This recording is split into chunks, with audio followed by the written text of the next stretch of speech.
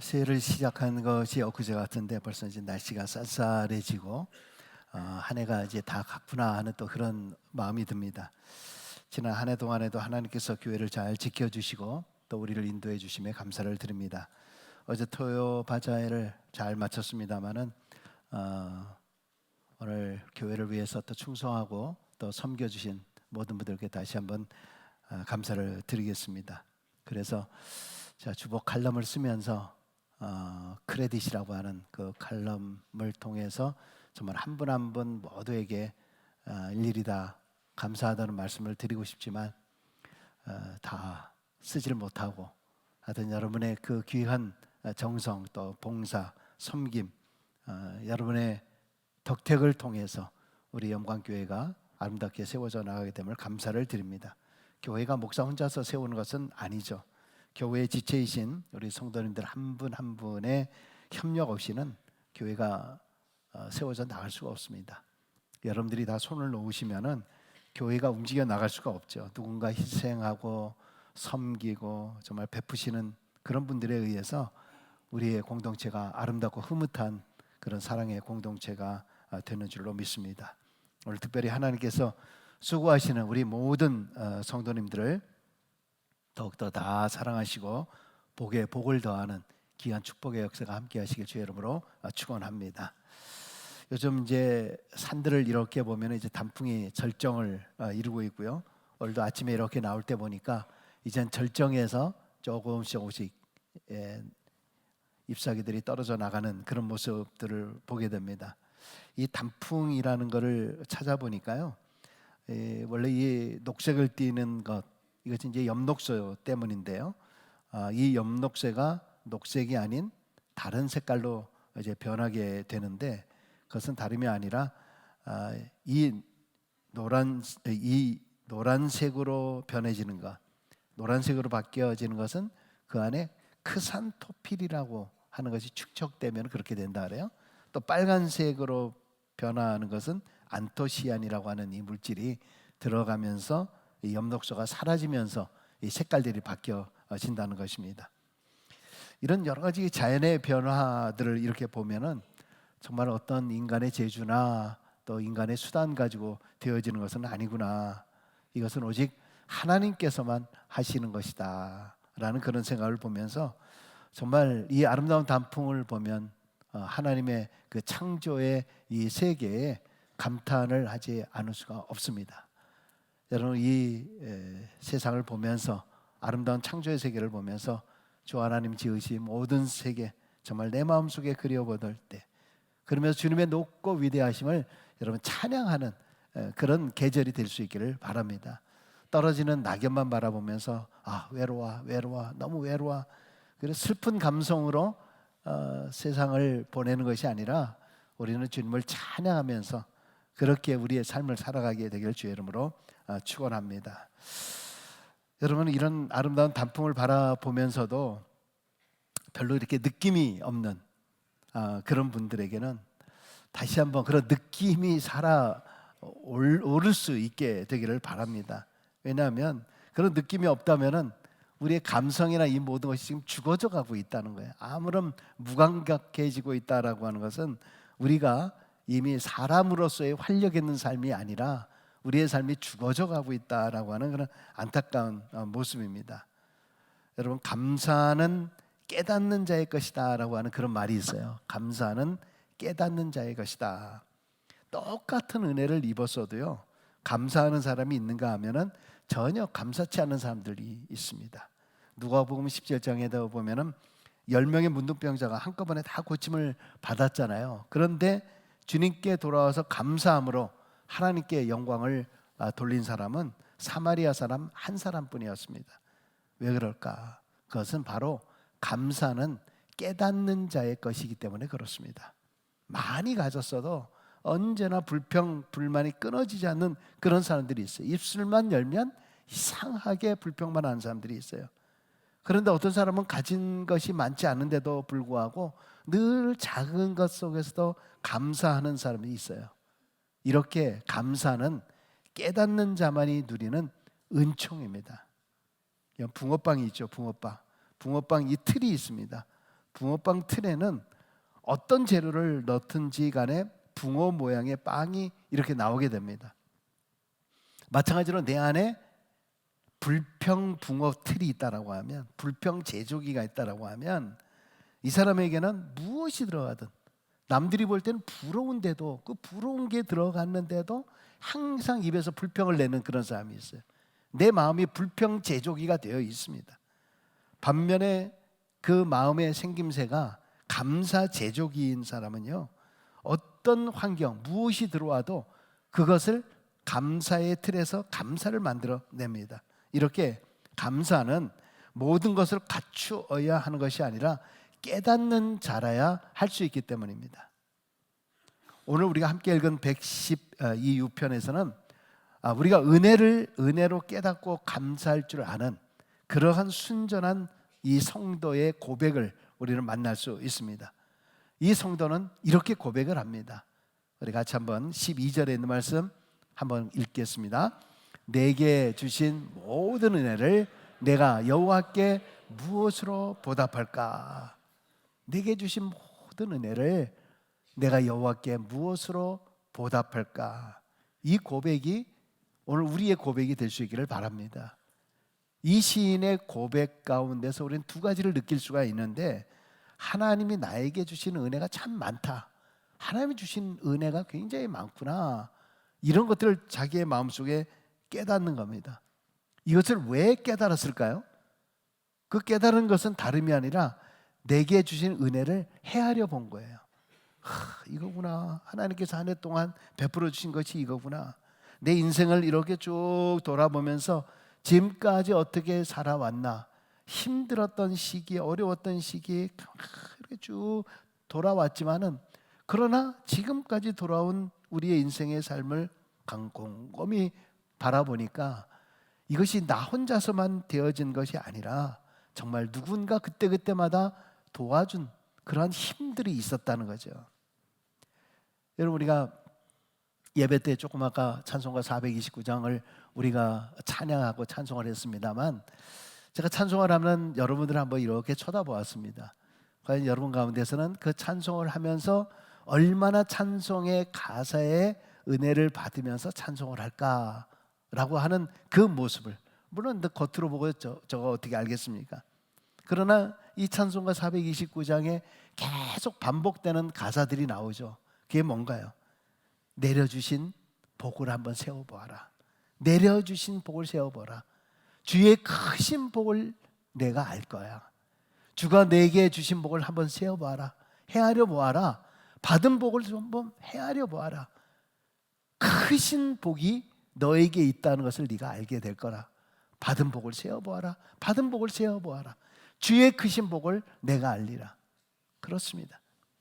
자꾸 내가 주신 이 복들을 생각해 보면은 정말 이건 다 내 힘이 아니었구나. 내 힘이 아니었구나. 돌아보니까 그 순간순간 나와 함께 하신 하나님의 은혜, 이것이 얼마나 큰지, 정말 내가 은혜로 살아온 것이구나 하는 그러한 깨달음을 갖게 되었다는 거죠. 또 이 시인의 고백 가운데서는 내가 이렇게 은혜를 많이 받았는데 이 받은 이 사실에 대해서 내가 가만히 있을 수 없다는 거죠. 여호와께 뭐라 그랬어요? 여호와께 무엇으로 보답할까? 무엇으로 보답할까?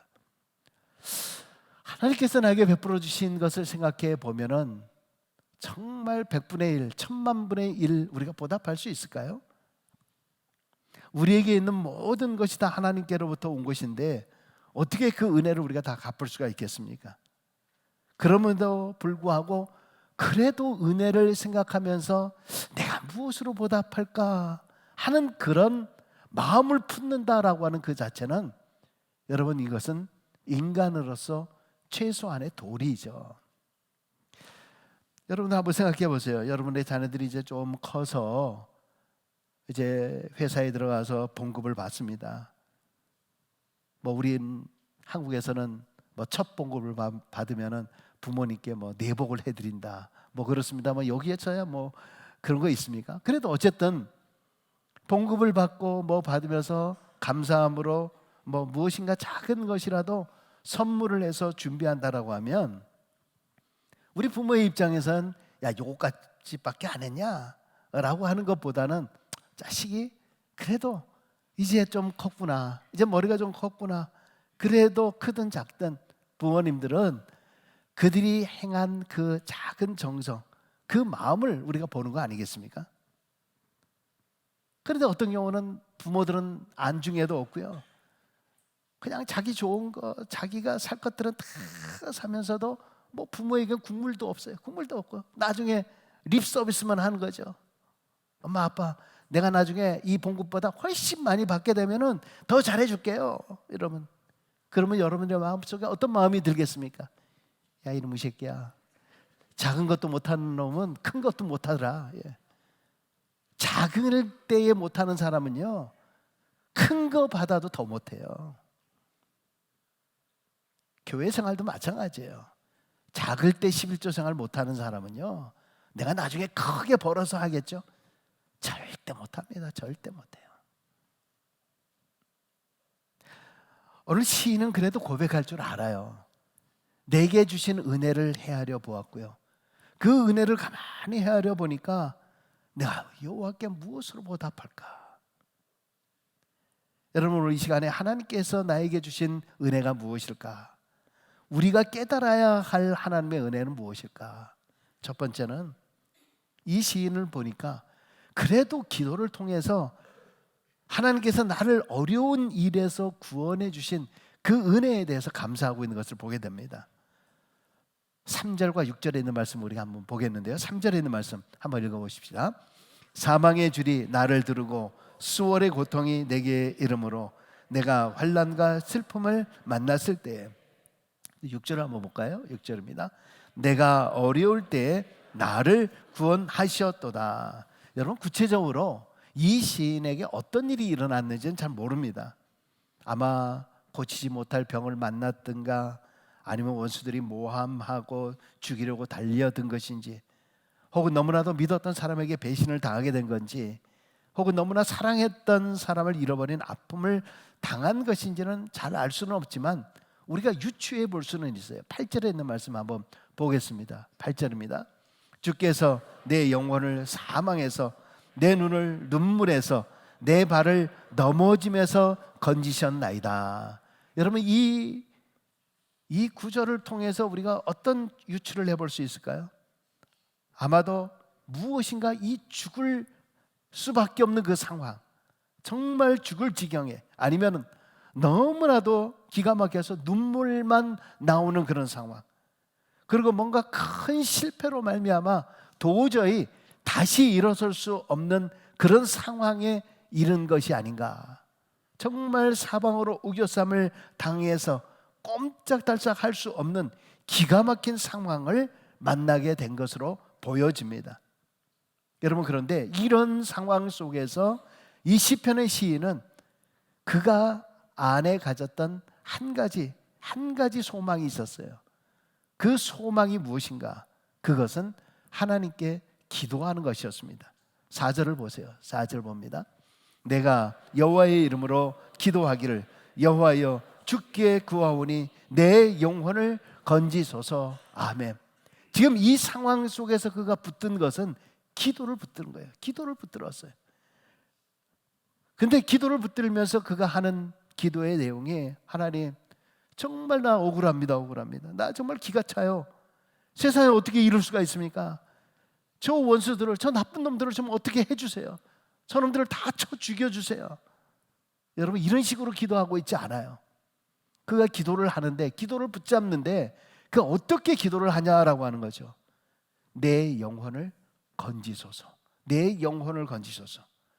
여러분 이 얘기는 뭡니까? 그 모든 상황 앞에서 상황을 기도하는 것이 아니라 내 영혼을 건지소서. 이 말은 하나님 이 상황 속에서도 내가 무너지지 아니하게 나를 붙들어 주옵소서.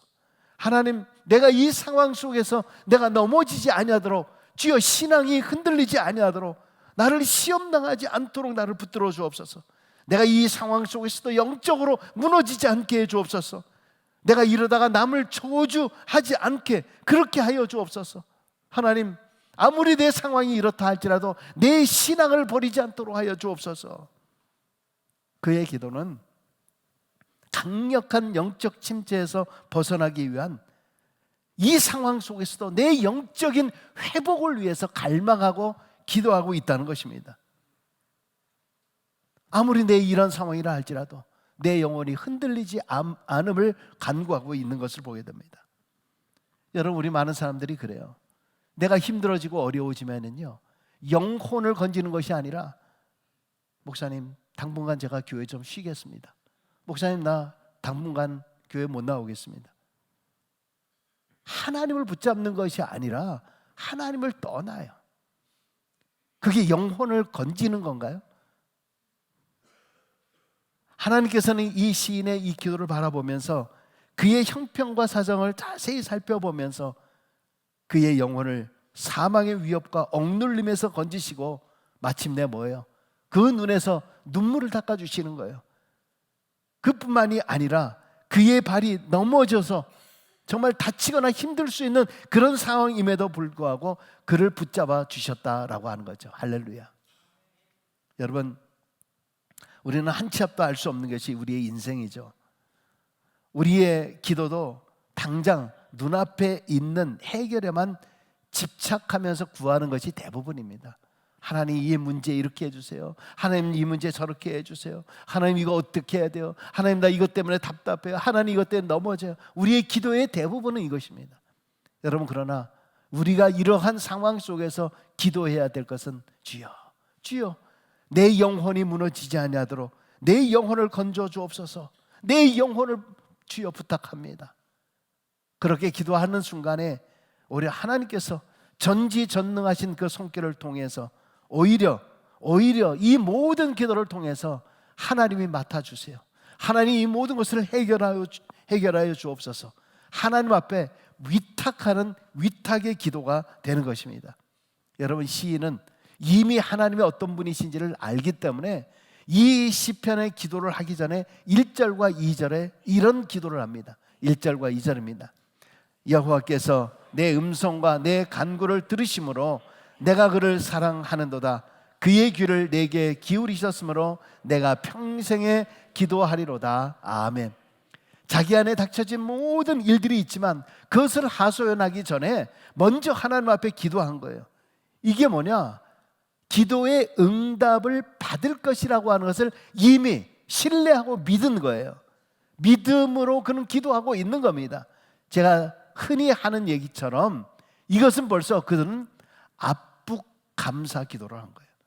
뒷북 기도도 있지만은 하나님께서 해결해 주시고 만져주시고 역사해 주실 것이라고 하는 것을 믿는 앞북 감사 기도를 한 거예요. 여러분에게도 뒷북 감사의 기도도 중요하지만 앞북 감사의 기도를 통해서 은혜 받게 되길 주의 이름으로 축원합니다. 자, 그리고 또 이 시인이 기도하는 것을 보면은 이 은혜는 일부분의 은혜가 아니에요. 모든 은혜라 그랬어요. 모든 은혜. 그래서 아까 12절에 보니까 내게 주신 모든 은혜다 이렇게 표현하고 있습니다. 성경을 다 읽지는 않았지만은 우리가 1절부터 11절까지 쭉 있는 말씀들을 쭉 보면서 정말 죽을 것 같은 그러한 상황에서만 그것만 해서 건져주신 것이 아니라 곰곰이 자기의 인생을 돌아보는 거예요. 인생을 쭉 돌아보니까 하나님께서 순간순간마다 나에게 주신 이 은혜가 참 많구나 이런 것을 깨달은 거예요. 그래서 그는 이것을 모든 은혜라고 표현을 합니다. 보니까 어떤 환난과 어떤 고통 속에서 나를 건져주신 것도 있지만은 여러분, 사실 환난이 없이 고통이 없이 평탄하게 살아왔던 것도 은혜였다는 거죠. 그래서 그 모든 것, all, everything, 모든 것이다, 이것이 다 은혜더라 이렇게 고백을 하고 있는 겁니다. 여러분, 하나님께서 한 해 동안 여러분에게 주시는 은혜가 무엇이 있을까요? 어떤 것이 있을까요? 첫 번째, 우리가 이런 은혜를 생각해 볼 수 있어요. 하나님 나에게 그래도 건강한 몸과 마음을 주신 것에 대한, 살아있다는 그 자체에 대해서 감사하는 은혜가 있는 거죠. 여러분, 사실 우리가 삶의 의욕을 가지고 살아간다는 것이 얼마나 감사한 일인데 이것을 그렇게 생각하지 못할 때가 참 많이 있어요. 여러분, 지금 당장 한번 병원에 가보세요. 수술실 앞에 가보세요.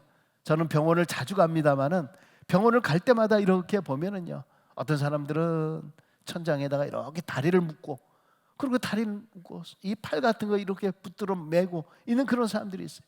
이게 뼈가 붙을 때까지 계속 있어야 된다는 거예요. 그 얘기는 뭐예요? 그 뼈가 붙을 때까지 두 다리로 움직여서 어디 다니질 못한다는 거예요.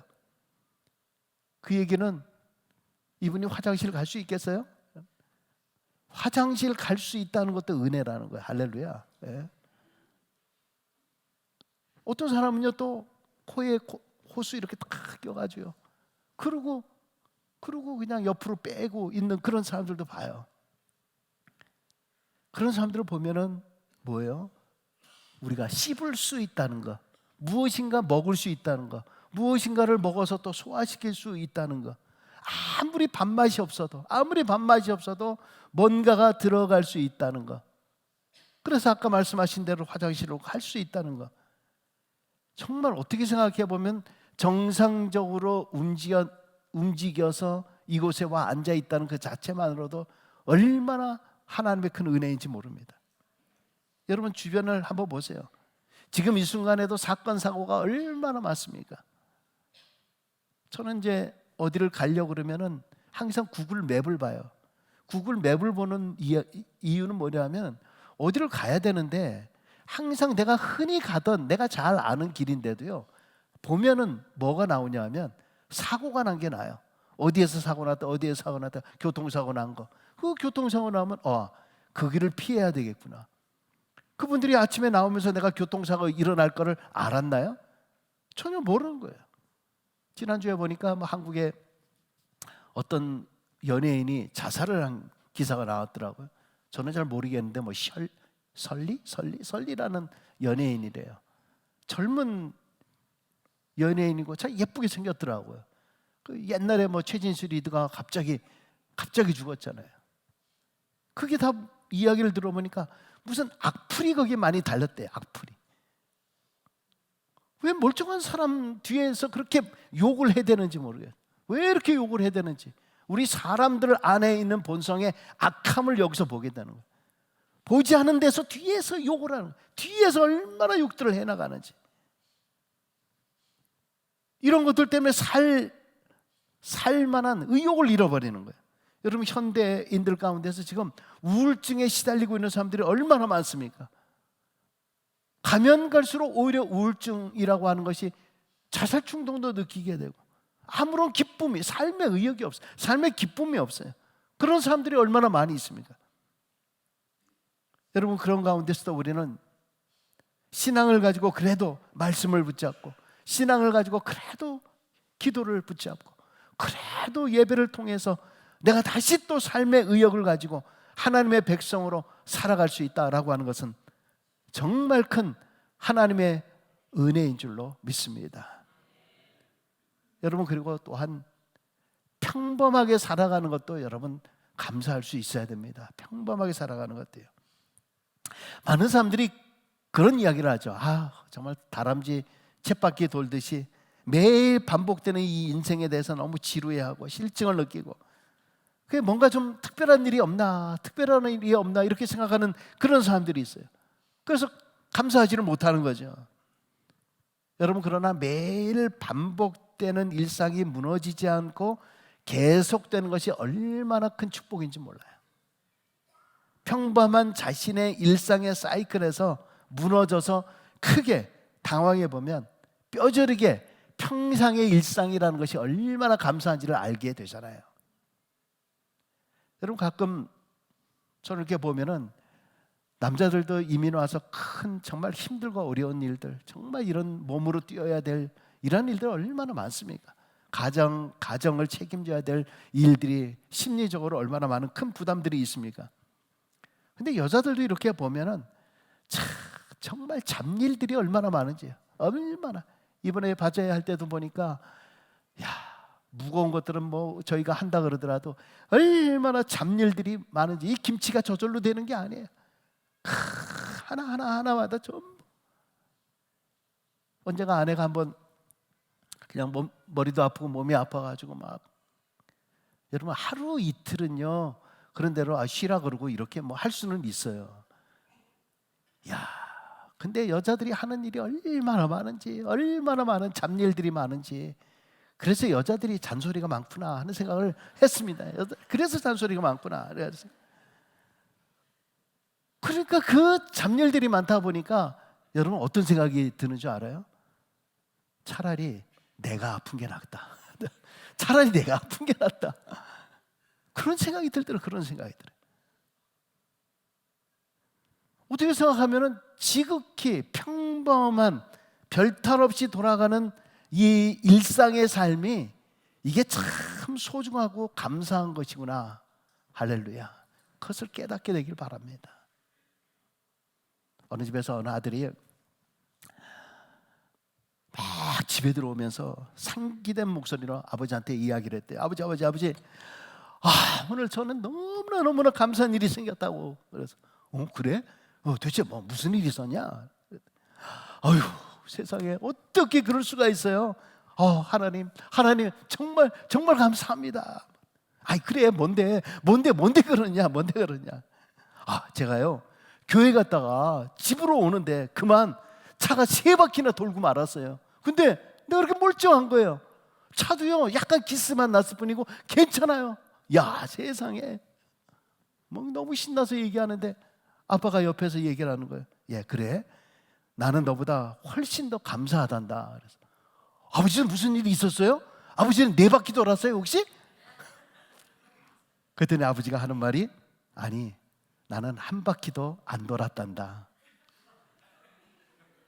나는 1바퀴도 안 돌았단다. 지금 왜 웃는지를 모르시는 몇몇 분들이 또 계세요. 집에 가서 나중에 아시는 분이 또 말씀해 주세요. 여러분, 그런 말이 있어요. 가장 평범한 하루를 감사할 때가 가장 행복한 하루다. 같이 한번 읽어볼까요? 가장 평범한 하루를 감사할 때 가장 행복한 하루이다. 너무 큰 변화를 기대하다 보면 그 변화가 우리를 불행하게 만들어요. 감사함으로 평범한 하루하루를 행복으로 엮어가시는 지혜로운 우리 성도님들 되시길 주의 이름으로 축원합니다. 그리고 성도라면 세 번째, 우리가 구원의 은혜를 날마다 되새기면서 감사해야 됩니다. 평범한 일상에 대해서 감사함을 잊어버린 것 이상으로 또 우리 성도들은 구원받은 것에 대해서 마음이 둔해져서 그저 당연한 일이려니 그렇게 하고 별로 감사를 느끼지 못하고 살 때가 참 많아요. 어쩌면 이 진리를 마음에 새기지도 않은 채 수십 년 교회 생활을 하시는 분들도 있을 것입니다. 어떤 분들은 처음 예수 믿었을 때의 감격과 눈물을 흘려본 적이 있었지만 지금은 덤덤하신 그런 분들도 있을 것입니다. 여러분, 마치 우리가 연애할 때는 두근두근하던 그런 마음들이 이제 결혼하고 나면은 뭐 아이를 낳다 보면은 그런 마음들을, 연애의 감정들을 다 잃어버리는 경우들이 있지 않습니까? 어쩌면 우리 안에 이 신앙의 감동과 감격이 자기도 모르게 둔감해져서 그 구원의 기쁨과 감격이 없이 우리가 신앙생활 할 때가 참 많습니다. 그래서 언젠가부터 우리 입에서는 나는 예수님 믿어서 너무 기뻐요. 하나님 말씀을 내가 볼 때마다 너무나 기뻐요. 하나님 앞에 찬양할 때마다 너무 기뻐요 라고 하는 이런 고백들이 언젠가부터 우리의 이 고백이 사라지기 시작할 때가 참 많아요. 우리가 찬양을 하죠. 열심히 찬양을 합니다. 물론 찬양 별로 안 좋아하시는 분들도 있기는 있겠지만은, 그래서 열심히 찬양하시는 이렇게 분들을 보면은 그런 찬양 있잖아요. 예수님 한 분만으로 나는 만족해, 나의 모든 것 되신 우리 주님께 하면서 막 주님 앞에 만족해 하고, 나의 영원한 생명 되신 우리 예수님 내 목소리 높여 찬양해, 막 정말 기쁘게 즐겁게 막 이렇게 찬양을 하는 것처럼 보이는데 실상은 찬양하면서 어떤 때는 우리의 마음속에 그런 거예요. 예수님 한 분만으로 나는 만족 못해, 나는 뭐 부족해, 나는 부족해. 역시 돌이 좋아요. 역시 많으면 많을수록 더 좋아요, 더 좋아요. 어떨 때는 입으로는 예수님 한 분만으로 만족해 하면서도 실상은 우리의 삶이 그렇지 않은 경우가 참 많아요. 내 안에 예수 믿는 그 기쁨과 즐거움이 없는 거죠. 여러분, 오늘 근데 이 시편에 있는 기자가 13절에서 이런 고백을 합니다. 같이 한번 읽어봅시다. 내가 구원의 잔을 들고 여호와의 부르며. 여러분, 이 표현은 뭐냐 하면은 우리가 정말 기쁘고 즐거울 때 이렇게 막 잔이나 무슨 물 같은 거나 아니면 뭐 이런 거 들면서 뭐라 그럽니까? Cheers! 여기서는 뭐 Cheers! 얘기합니다. 뭐 한국에서는 건배! 이렇게 얘기합니다만 우리가 Cheers! 할 때 그 뜻이 뭡니까? 야! 신난다! 우리가 이겼다! 우리가 승리했다! 우리가 됐다! 막 우리가 무엇인가를 해냈다! 여러분, 그런 기쁨 아닙니까? 지금 이 시편의 기자는 그런 마음으로 지금 하나님 앞에 고백하고 기도하고 찬양하는 거예요. Cheers! 하나님, 나에게 구원을 주시는 우리 주님 여호와를 높이 올려드리면서 그의 성호를 찬양하며 찬양과 감사, 그 기쁨의 감사의 잔을 높이 올려드리는 거예요. 여러분, 이 표현은 뭡니까? 신앙생활의 기쁨이에요. 즐거움이에요. 신앙생활하면서 막 Cheers! 야, 하나님이 역사해 주셨어. 하나님이 함께 해 주셨어요. 여러분, 우리가 신앙생활 할 때요, 슬퍼할 때 슬퍼하고 기뻐할 때 기뻐하는 거, 그거는요 누구나 다 할 수 있는 거예요. 근데 우리 신앙인들의 삶은요, 슬퍼할 때 기뻐할 수 있어야 돼요. 또 기뻐할 일에 감사할 수 있어야 돼요. 그리고 모든 것을 합력하여 선을 이루실 줄로 믿고 날 구원해 주신 우리 주님이 어떤 웅덩이와 수렁 속에서 건지실 줄로 믿고 하나님이 역사해 주실 거야. Cheers! 감사합니다. 이렇게 믿음으로 살아가는 것이 바로 우리의 신앙의 삶이에요. 여러분, 그렇기 때문에 제발 인상 쓰면서 신앙생활 하지 않기를 바랍니다. 어떤 사람은 교회에 와가지고 누가 나 건드려 봐라. 한 번 좀 건드려 줘. 오늘 내 이 쌓인 스트레스를 내가 너한테 확 풀어줄 거야. 한 대 얻어맞은 사람처럼 교회에 나타나가지고 누가 뭐를 해도, 누가 찬양을 해도 뭐 해도 다 인상만 쓰고 있는, 여러분, 이게 신앙생활이에요. 이게 내가 누구 한바탕 내가 어제 못한 거 내가 오늘 가서 꼭 내가 말해가지고 내가 이기리라.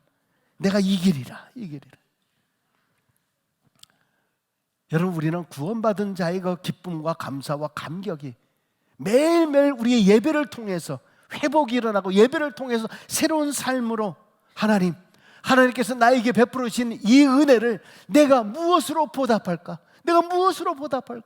하나님, 구원의 하나님 찬양합니다. Cheers! 여러분, 오늘 하루를 내 인생의 마지막 날인 것처럼 살라. 그런 말이 있어요. 오늘 하루를 내 인생의 마지막 날인 것처럼 살라. 여러분, 인생이 오늘 마지막 날이라 그러면은 여러분, 오늘을 어떻게 살겠습니까? 여러분, 오늘의 삶을 여러분 어떻게 살겠습니까? 이왕 하루 사는 거 원수 지면서 마음속에 찌푸덩거리면서 한 대 얻어맞은 사람처럼 그렇게 살겠습니까? 우리 하나님 앞에 감사하면서, 그리고 저 천국 바라보면서 기쁨으로 감사함으로 하루를 보내지 않겠습니까? 여러분, 하나님을 자랑하며 사시기 바랍니다. 내 손주 자랑하지 마시고요. 그만 사진 펴놓고 맨날 손주 자랑만. 듣는 사람 피곤할 때가 많아요. 듣는 사람. 네. 다른 자식들도 다 그래요. 다른 손주들도 다 그래요. 막 좀 일찍 걷기도 하고 일찍 말하기도 하고 다 그래요. 내 손주만 그런 줄 알고 그냥 그렇게 이거 봐요.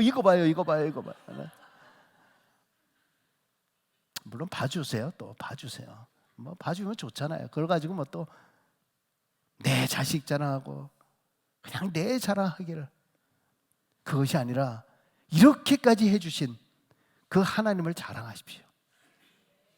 하나님의 그 모든 은혜, 내가 무엇으로 보답할까? 여러분의 인생이 오늘 마지막 날인 것처럼 사십시오. 그리고 후회 없이 모든 것이 하나님의 은혜입니다. 모든 것 하나님께 감사합니다. 그렇게 고백하며 사시는 우리 모두가 되시길 주의 이름으로 축원합니다. 기도하겠습니다. 하나님,